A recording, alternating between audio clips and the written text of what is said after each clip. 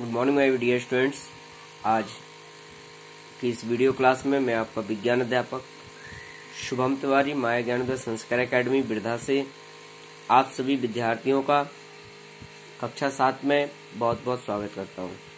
विद्यार्थियों, जैसा कि पिछली वीडियोज में मैंने आप सभी को बताया था, रासायनिक अणुसूत्र और रासायनिक सूत्र का उपयोग क्या है, महत्व क्या है और इनसे हम किस तरह से तत्वों की या यौगिकों की पहचान कर सकते हैं।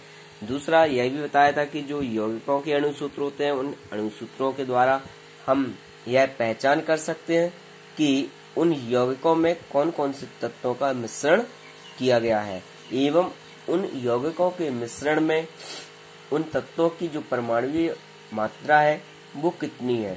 तो विद्यार्थियों, इस टॉपिक के पश्चात एक बहुत ही महत्वपूर्ण टॉपिक अम्ल, क्षार एवं लवण।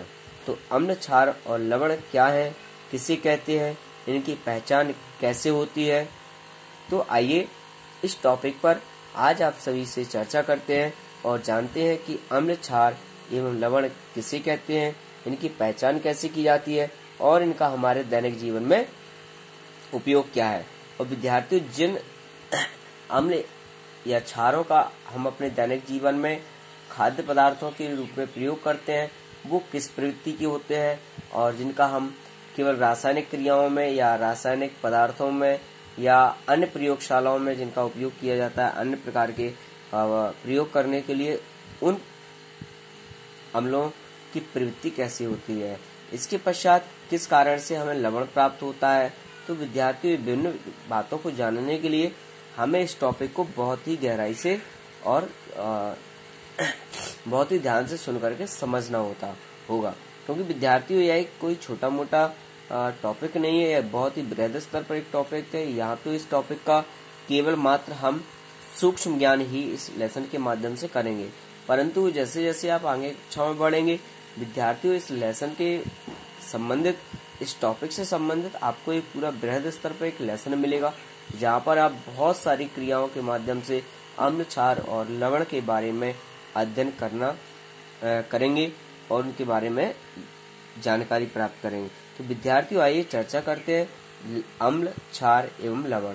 तो विद्यार्थियों, जैसा कि हम अपने दैनिक जीवन में देखते हैं कि बहुत से ऐसे पदार्थ हैं जैसे नींबू है, इमली है, नमक है, चीनी है, सिरका है और भी कई सारे ऐसे पदार्थ हैं जिनको जब हम अपने खाद्य पदार्थों में उपयोग करते हैं, प्रयोग करते हैं, तो वह हमें या तो खट्टे लगते हैं या कड़वे लगते हैं या फिर उनका स्वाद तीखा भी होता है।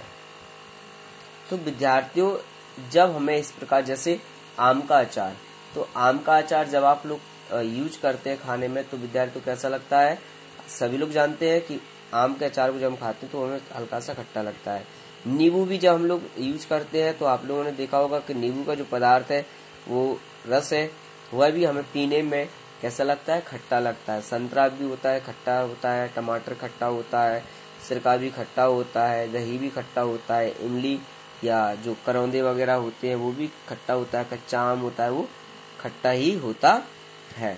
तो विद्यार्थियों, जब इन पदार्थों का स्वाद खट्टा होता है तो किस कारण से होता है। हमने यह जाना कि जिन पदार्थों को हम अपने दैनिक जीवन में उपयोग करते हैं और इनका स्वाद हमें खट्टा लगता है, ऐसा उनका अम्लीय प्रवृत्ति के कारण से होता है, अर्थात उनमें एसिड होता है और एसिड को हिंदी में अम्ल कहते हैं। अब एसिड शब्द एसियर से बना है जिसका अर्थ होता है शाब्दिक अर्थ खट्टा, अर्थात वह पदार्थ जो स्वाद में खट्टे होते हैं, जिनका स्वाद खट्टा होता है, ऐसे पदार्थों को हम अम्लीय पदार्थ या अम्ल कहते हैं। तो विद्यार्थियों, यहाँ पर हमने यह जाना कि अम्ल किन्हें कहते हैं या किसे कहते हैं या अम्लीय पदार्थों की प्रकृति कैसी होती है। तो विद्यार्थियों, सबसे पहली बात, वे पदार्थ जो स्वाद में खट्टे होते हैं, जिनका स्वाद खट्टा होता है, ऐसे पदार्थों को हम अम्लीय पदार्थ कहते हैं और इसमें पाया जाने वाला यह खट्टा पदार्थ ही अम्ल कहलाता है। अब विद्यार्थियों, अम्ल जो है प्राकृतिक या कार्बनिक होते हैं, जो भोज्य पदार्थों में यूज करते हैं वो प्राकृतिक अम्ल या कार्बनिक अम्ल कहलाते हैं। परंतु कुछ ऐसे भी अम्लीय पदार्थ होते हैं जो बहुत ही क्षीण प्रकृति के होते हैं। ठीक है। अच्छा, दूसरी कुछ ऐसे होते हैं जो बहुत ही प्रबल प्रकृति के होते हैं। प्रबल प्रकृति के जो अम्ल होते हैं वो प्रायः प्रयोगशालाओं में प्रयोग किए जाते हैं।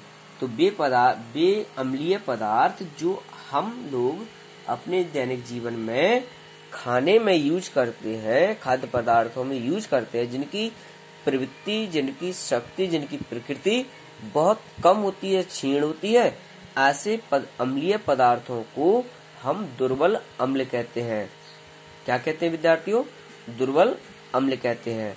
तथा ऐसे दुर्बल प्रकृति के कारण ही इनका उपयोग हम भोज्य पदार्थों के रूप में कर सकते हैं। अब कुछ अम्ल बहुत ही प्रबल होते हैं, जिनकी क्षमता बहुत अधिक होती है, जिनकी शक्ति बहुत अधिक होती है। अगर इनकी एक बूंद भी हमारी किसी भी शरीर के किसी भी अंग पर गिर जाए तो ये अम्ल उस अंग को जला करके यानी गला करके एकदम खत्म करने की प्रवृत्ति भी रखते हैं, जला सकते हैं। तो ऐसे खनिज अम्ल, इन अम्लों को खनिज अम्ल कहते हैं, अर्थात इनकी जो प्रवृत्ति होती है वो प्रबल होती है। इसलिए इस प्रकार के अम्लीय पदार्थों को हम प्रबल अम्ल की श्रेणी में रखते हैं। तो विद्यार्थियों, यहाँ पर हमने जाना अम्ल दो प्रकार से होते हैं, एक तो होते हैं आपके दुर्बल और एक होते हैं प्रबल। अब बात करते हैं तनु अम्ल और सांद्र अम्ल की। तो विद्यार्थियों, तनु अम्ल का अर्थ यह है कि जब किसी अम्लीय पदार्थ में पानी की मात्रा अधिक हो तथा अम्ल की मात्रा कम हो। पानी की मात्रा कैसी हो? अधिक, और अम्ल की मात्रा कम होती है। ऐसे अम्लों को हम तनु अम्ल कहते हैं। दूसरा सांद्र अम्ल किन्हें कहते हैं? तो वे अम्लीय पदार्थ जिनमें पानी की मात्रा कम और अम्ल की मात्रा अधिक होती है, या फिर यूं कहें या शुद्ध अम्ल की मात्रा, तो इनको हम कंसंट्रेट एसिड यानी सांद्र अम्ल कहते हैं। अब सांद्र अम्लों में पानी की मात्रा को बढ़ा करके इन्हें तनु में बदला जा सकता है। अम्ल को तनु बनाते समय हमें एक बात का विशेष ध्यान देना चाहिए विद्यार्थियों, कि जब भी आप प्रयोगशाला में अम्लों का प्रयोग कर रहे हैं, अम्लों का एक्सपेरिमेंट कर रहे हैं, प्रैक्टिकल कर रहे हैं, तो उससे हमें बहुत ही सावधानी पूर्वक कार्य करना चाहिए। हाथों में ग्लव्स पहनना चाहिए, पैरों में जूते मोजे पहनना चाहिए, और बहुत ही सावधानी से हमें इनका यूज करना चाहिए, क्योंकि एक भी बूंद अगर बॉडी पर गिरती है तो वह वहाँ के स्थान को हमें जला ही देगी और गला देगी उस स्थान को, उस हड्डी को। तो अम्ल को तनु बनाते समय विशेष ध्यान देना चाहिए कि पहले पात्र में पानी को डाल दो, ताकि अगर कोई भी सांद्र अम्ल की बूंद गिरेगी तो वो पानी में गिरेगी और उसका जो प्रभाव है वो निष्क्रिय हो जाएगा, जिस कारण से उसकी शक्ति भी कम हो जाएगी। तो इस प्रकार से हमें ध्यान देते समय ध्यान देना चाहिए और तनु अम्ल बनाते समय इस प्रकार की सावधानी बरतनी चाहिए। तो विद्यार्थी, ये तो था अम्ल। तो यहाँ पर मैंने जाना अम्ल किसे कहते हैं, दुर्बल और प्रबल अम्ल किसे कहते हैं, अम्लों का स्वाद कैसा होता है, और कौन कौन सी वे पदार्थ है जिनमें अम्ल पाए जाते हैं। दुर्बल अम्ल को कार्बनिक अम्ल या प्राकृतिक अम्ल भी कहते हैं, और जो प्रबल अम्ल होते हैं उन्हें खनिज अम्ल भी कहते हैं। तनु और सांद्र अम्ल के बारे में भी मैंने इस वीडियो के माध्यम से अध्ययन किया। अब विद्यार्थी, बात करते हैं क्षार की। तो खाने का सोडा, जैसे हम लोग देखते हैं खाने में आपने सोडा का जो यूज करते हैं, तो आपने देखा होगा उसको आप रगड़े तो वह हमें चिकना चिकना सा लगता है। दूसरा, अगर कोई साबुन उठा करके देखें तो साबुन भी चिकनाहट होती है साबुनों में। तो विद्यार्थियों, जब ऐसे पदार्थों को स्पर्श करने में जो हमें साबुन की भांति प्रवृत्ति में प्रयोग किए लगते हैं, ऐसे पदार्थों को भस्म या क्षार कहते हैं। अब जो भस्म या क्षार जल में अत्यधिक घुलनशील होते हैं, अर्थात वे भस्म या क्षार जो जल में प्रायः घुल जाते हैं, ऐसे पदार्थों को हम क्षार कहते हैं। जैसे आपने देखा होगा चूना, पोटेशियम हाइड्रोक्साइड, सोडियम हाइड्रोक्साइड, चूने का पानी, CaOH का whole twice, NH4, OH, ammonium hydroxide, ये सभी ऐसे तत्व, ऐसे यौगिक हैं जो जल में बहुत शीघ्रता से घुल जाते हैं। अतः इन सभी ये सभी क्षार कैसे है? भस्म है।